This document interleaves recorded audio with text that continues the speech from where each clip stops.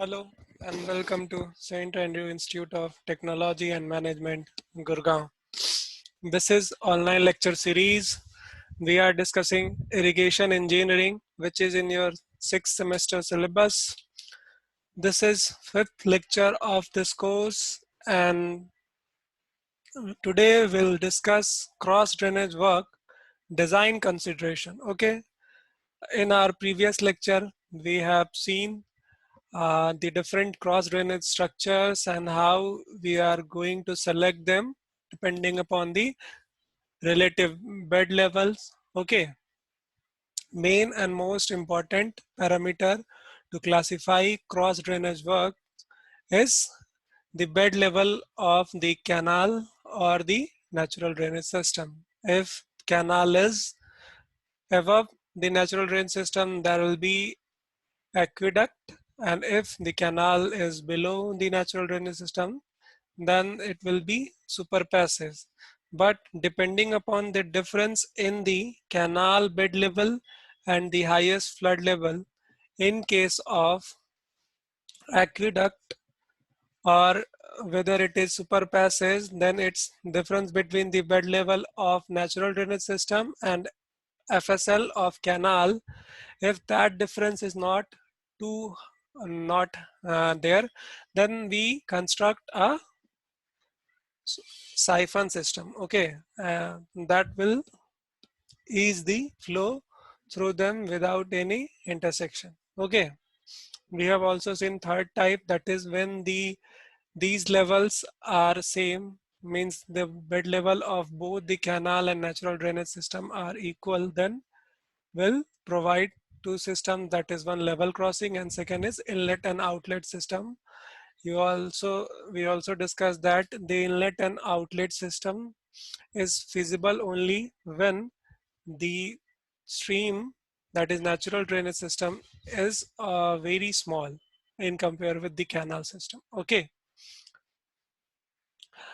we were discussing that how we will select the different type of cross drainage work, and we have seen that it is dependent upon the relative bed level. Also we have seen that for designing them we need to have a suitable foundation. In case the required foundation is not probable there, not possible, then what we'll do will not suggest that cross drainage work. Okay, we'll look for some alternatives. Okay, now we also have seen that the economic consideration, whether the cost of construction of cross drainage works is justifying the project cost. Okay, means the cost of construction of cross drainage work is justifying the overall benefits of the project, means it is irrigating a large number of fields so that its costs can be recovered. Okay, or it is beneficial. So we'll look for that view also, that is economic point of view, and it is important. Now we'll see another point, that is discharge of the drainage. Okay, practically the discharge of the drainage is very uncertain in rainy season. Yes, and we have a specific field, a specific science for that, that we'll study in, and that we have already studied in top in your fifth semester, that is hydrology.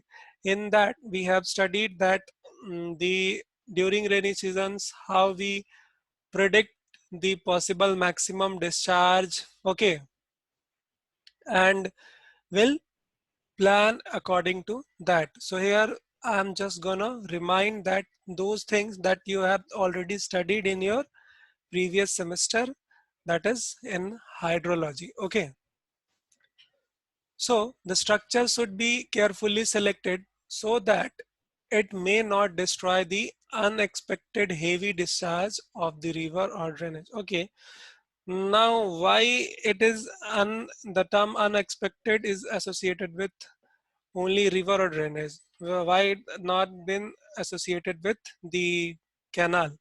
Because in most cases, canal water have been controlled using regulation headwork. Okay, means we have a dam or divergence at the start of canal so that it can control or regulate the water flowing through them. So will control most situations, okay, not all. In case when the supply is too high, okay, or there is sudden rainfall, then the situation goes beyond the control. But in most of the cases, they are controlled using that regulation structures, okay, head regulators. But natural drainage systems, in natural drainage system, we are not having that much of control, okay. So water through them may destroy the whole cross drainage construction or structure, okay. So now before designing any cross drainage structures, we have to study the uh, the probability of occurring uh, occurring the floodings or happening of excess drainage, overflowing drainage systems, okay. So we'll calculate using simple relations that you might have studied in your hydrology also. We are just having just quick recap of that, okay. Now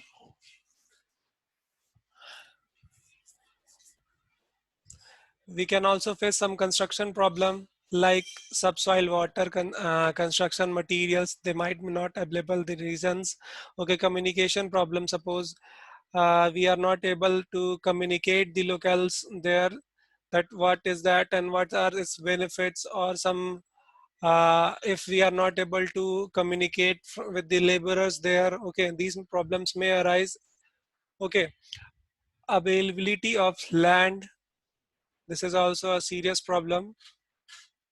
So these type of work should be selected according to the site conditions, okay. Means we are not that, okay, the bed level of canal is above the bed level of cross drainage work, so we'll choose aqueduct. Before selecting any cross drainage work, we'll keep all the situations in mind, that is economic consideration also, discharge, okay, and the construction problems also, okay. Now we'll see determination of maximum flood discharge. Why it is essential? We all know that if the flow through the natural drainage system is beyond our levels or beyond our capacity of structure, beyond the capacity of structure, then this will destroy the whole cross drainage work. So we need to check for that before designing, okay. The high flood discharge for smaller drains can be worked out by using empirical formulas. Okay, we have empirical relations to calculate the highest flood discharge for small drains.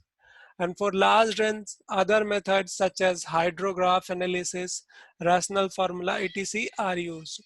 For small drain systems, we use empirical formulas. We'll see in coming slides.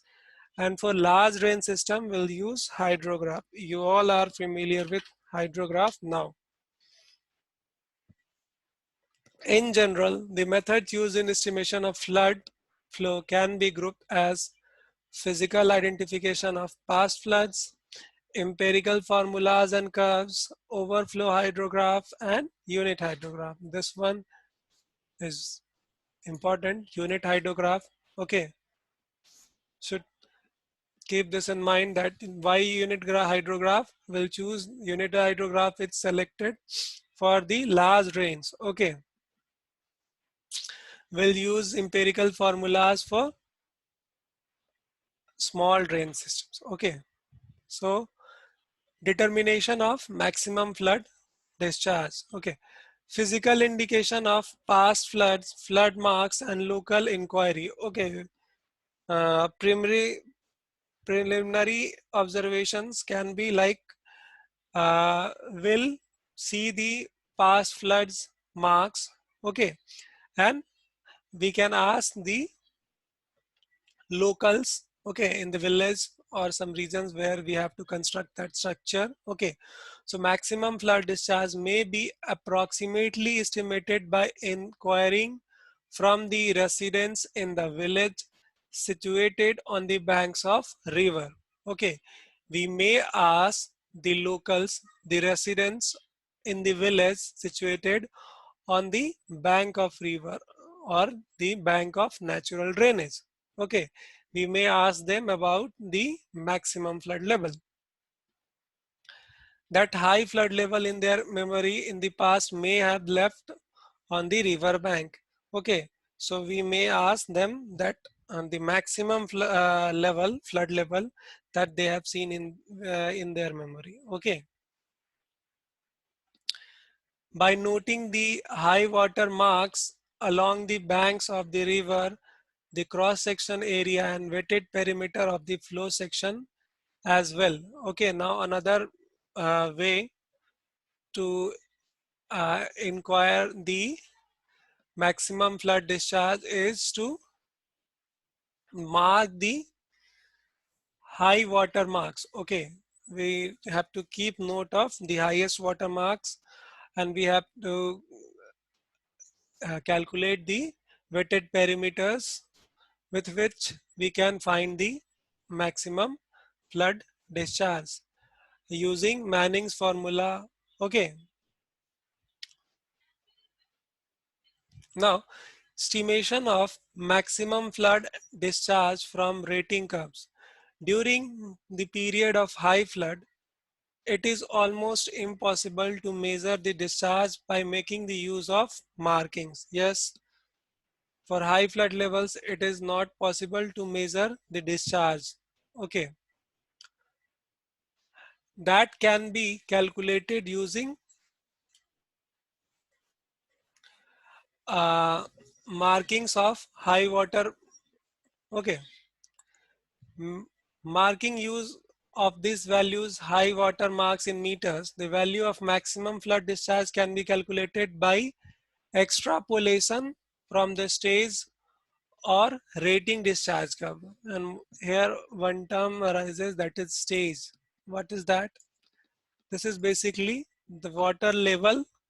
Okay, above certain boundaries. Okay, suppose we have fixed that the level of that drainage system is 50 from MSL. Okay, now if the water arises to 75, then the stage will be 25. Okay, above certain point, the level above the certain point, water level above certain point, that is stage or rating discharge curve.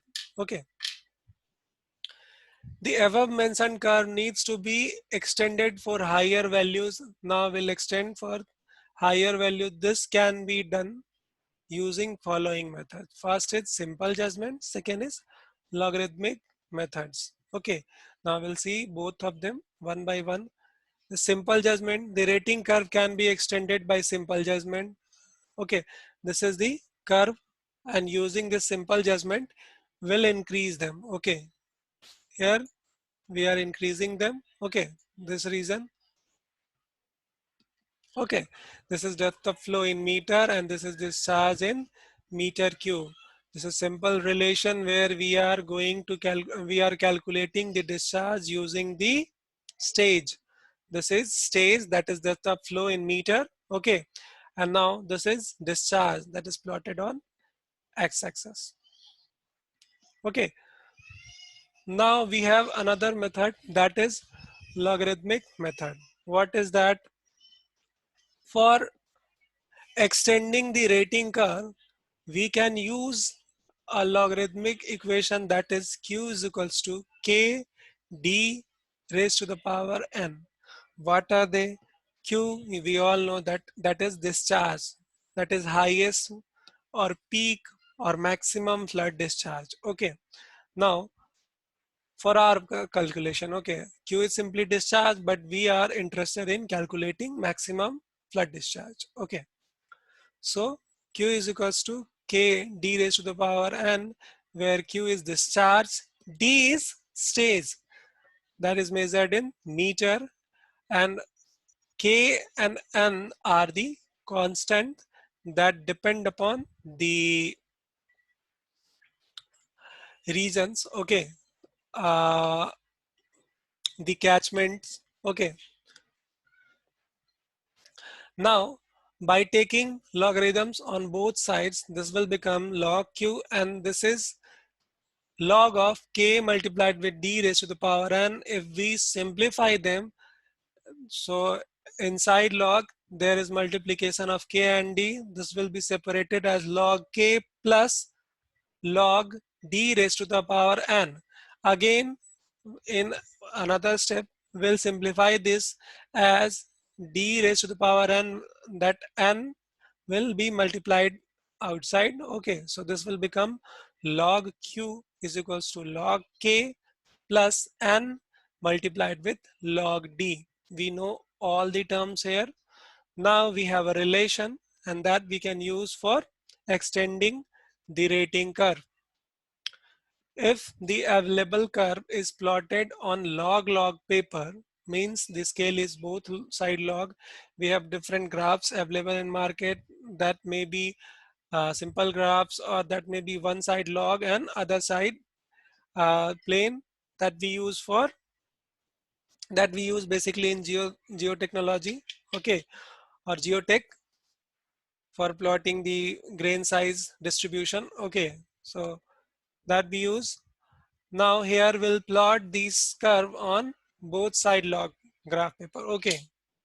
That means x-axis and y-axis both have log. This can be extended to calculate the discharge at higher stage. So here you can see the graph used is both side logs. This is the log graph, okay. And this is the depth in meter, and this is discharge in cubic, okay.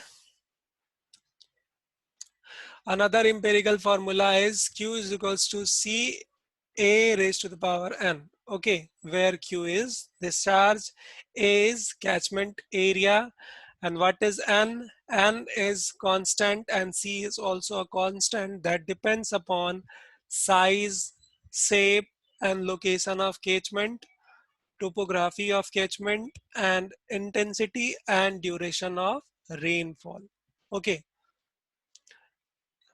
So, several empirical formulas have been developed for estimating the maximum or peak value of flood discharge.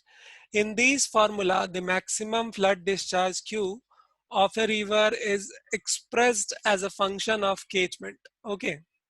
So most of these formula may be written as in general form, that is Q is equals to C A raised to the power n, where n may change, C may change. Okay. So this is the most generalized form of formula that that has been used, or that is being used in calculating the maximum flood discharge. You can clearly see that maximum flood discharge is dependent upon the catchment area. Whether it is linearly dependent or not, that we cannot say unless and until we have the proper information about size, shape, location of catchment, topography of catchment, and intensity and duration of rainfall and distribution pattern. Okay. Now we'll see actually four examples of these formulas, but we'll see two in this slide. Okay. This is Dickens formula and Reeves formula. Okay, what is that? Dickens formula, we have value of n as 3 by 4. Okay, and C, we have classification based upon the regions, that in North India, Central India, and Western Ghats. Values of C lies from 11.4, and in Central India that is 13.9 to 19.5, and in Western Ghats it is 22.2 to 25. So here you can observe this clearly, that for the regions in north, the maximum flood discharge will be low, because the value of C there is less, keeping all the factors same for the both reasons, then obviously the maximum discharge will be higher in central India as compared to North India, and uh, in Western Ghats in compare with both the North India and Central India. And this you can understand why. Okay, the reason you all know, Western Ghats are more prone to maximum flood discharge. Now, another relation is Wright's formula, where n is equals to 2 by 3. And now we have values of C dependent on the reasons.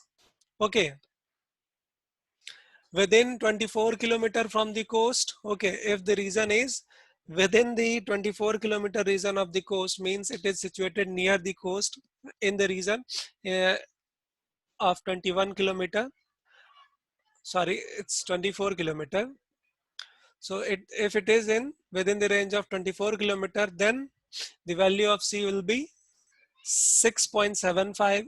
Area, if the area between 24 km to 161 km, then that will be 8.45. The value of C will be 8.45. And if it is near the hills, then it will be 10. Okay.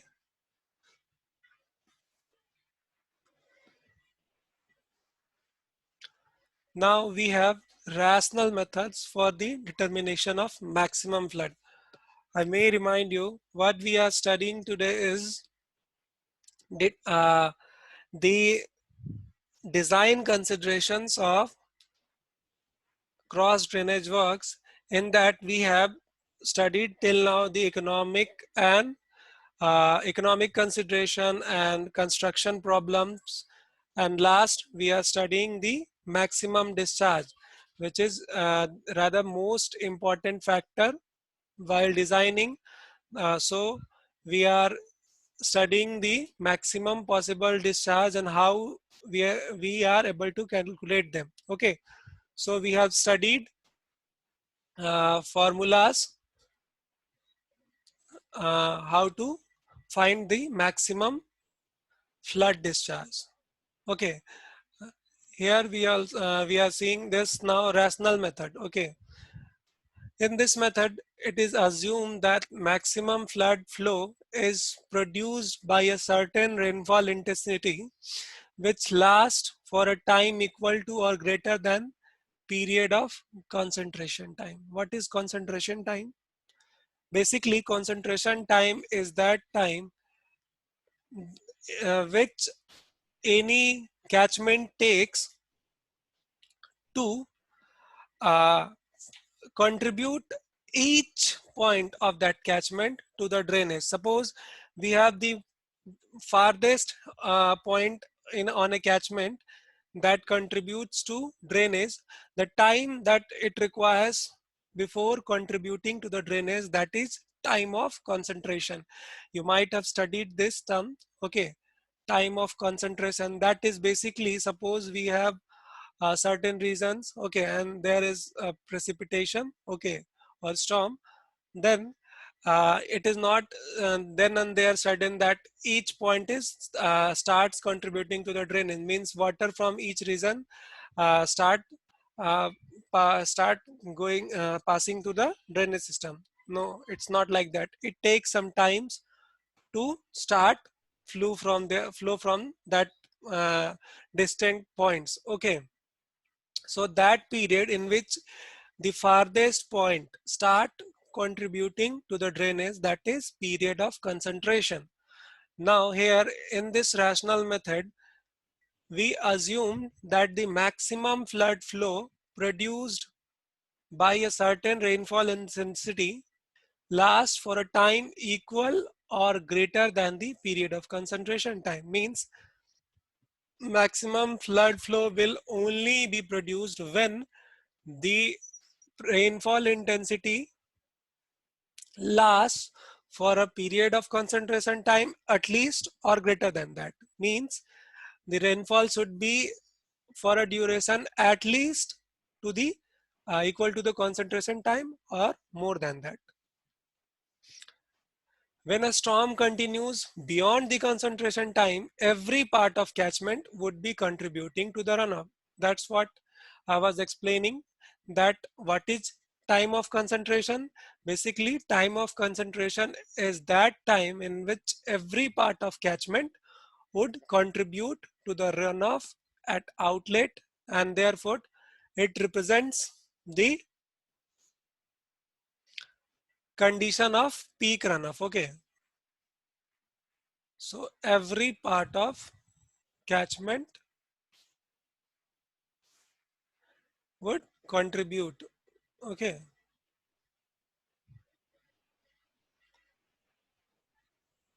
contribute to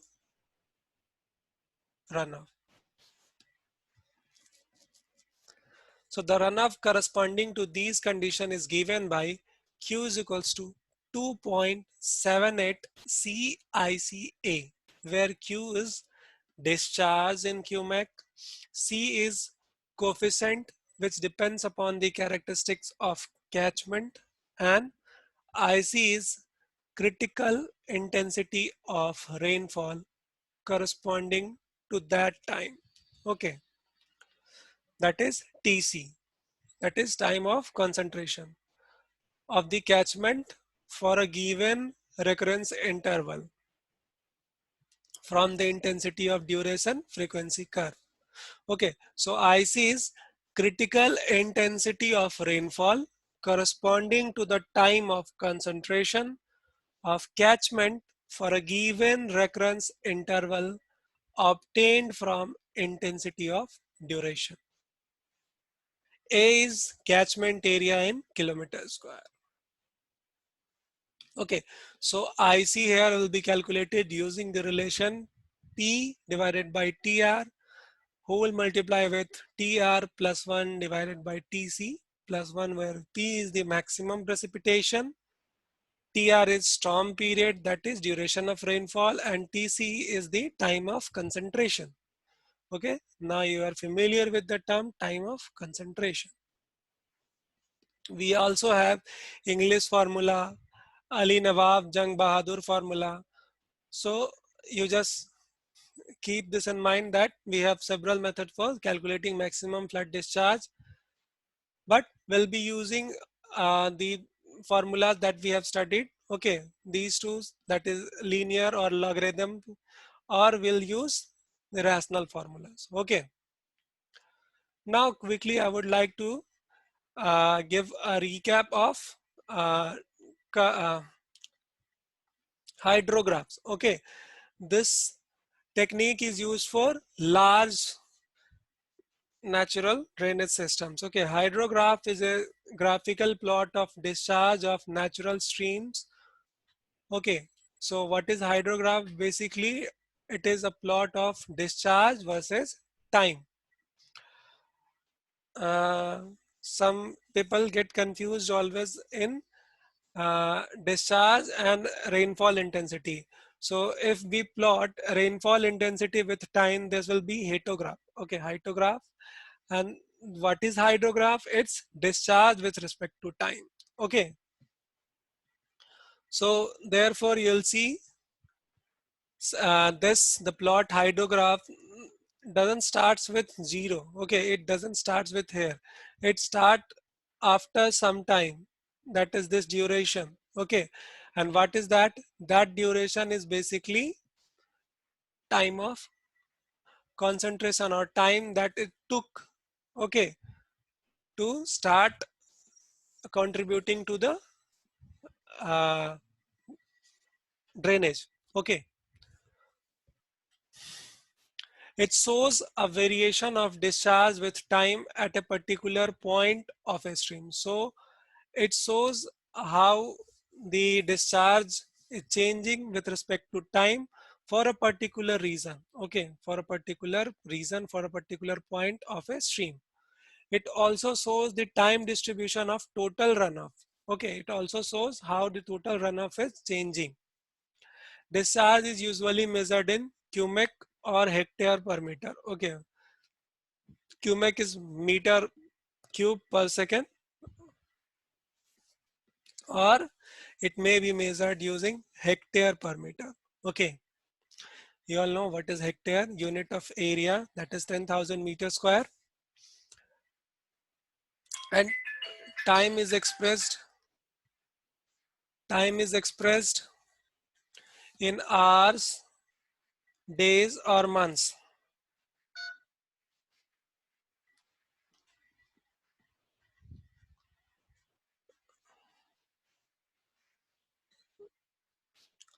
Discharge is plotted on y-axis and corresponding to time it is plotted on x-axis.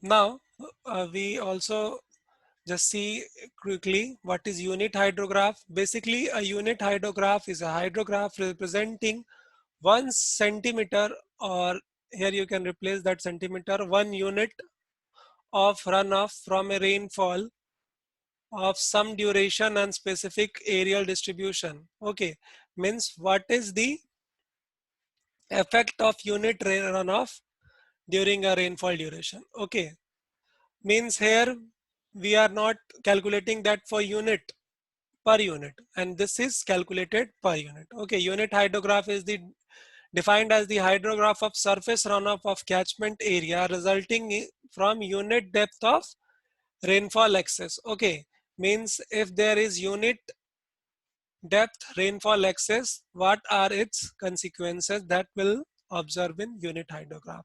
Okay, so this is quick brief of hydrograph. Here you can see in the graph. Okay, what is TC here? Time of concentration. Okay,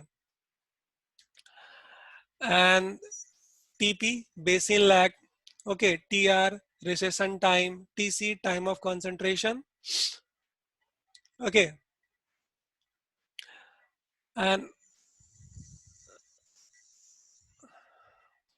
this is recession limb. Okay, this is rising limb. This portion is rising limb, and this is falling limb or recession limb. Okay, so you have studied, you might have uh, uh, recalled that. Okay, so we'll continue from here in our coming lectures. So this is it for the second unit, or that is cross drainage work. We'll start with third unit. Okay, in our coming lecture. Till then, thank you for listening. Okay, thank you for listening, and feel free to ask any doubt. This is my contact number. You can text, WhatsApp, anything you like, and you can mail also on this mail ID. Thank you.